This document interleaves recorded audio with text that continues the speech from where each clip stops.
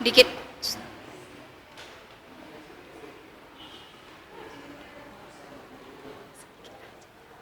Sedikit aja.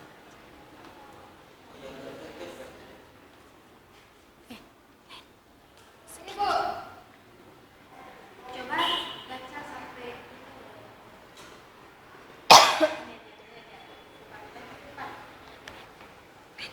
awalnya kukira ini hanya kesensitipan seorang perempuan yang akan berakhir saat mereka bosan. Namun aku lupa dia beda. Bahkan kenyataannya lainnya tidak terlalu terhitung. Pernah pula menelepon ke kantor tempatku bekerja dan memberikan pesan gawat darurat saat aku harus konsultasi penting. Ternyata hanya akal-akalan agar merayakan harga dan ke-100. Tentunya buat engkau kan. Akhirnya aku pun mengambil keputusan secara diam. Yang satu ini pasti berhasil. Aku mampu. Dah Bu. Ya. Nah. Sampai mana lagi nak? Baiklah anak-anak sekalian. Tadi kan kita udah membahas tentang alur, pentokohan, dan sekte. Sekarang Ibu mau bertanya, dari cerpen yang anak sudah dengarkan tadi,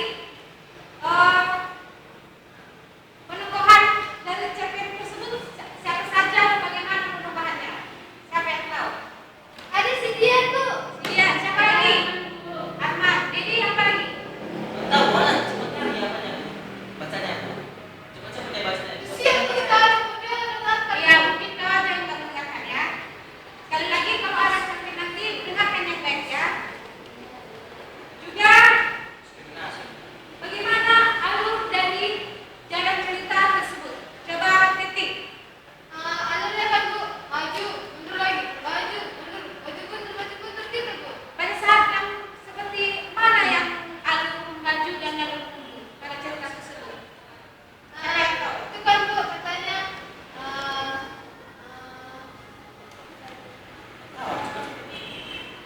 yang ini Bu, yang katanya datang si dia, terus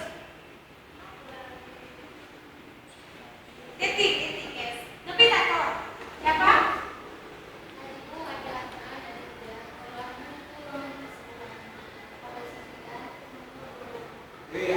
Alur. Masih Ibu mau bertanya ya. Inilah contohnya anak yang tidak mendengarkan perkataan oleh seorang ibu. Siapa?